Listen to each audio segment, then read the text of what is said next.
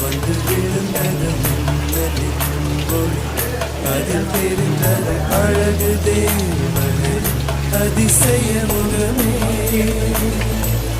ஆஹா தீப்பொறியே இருவிழிகளும் தீக்குச்சியே எனையுரசிட கோடி பூக்களாய் மலர்ந்தது மனமே.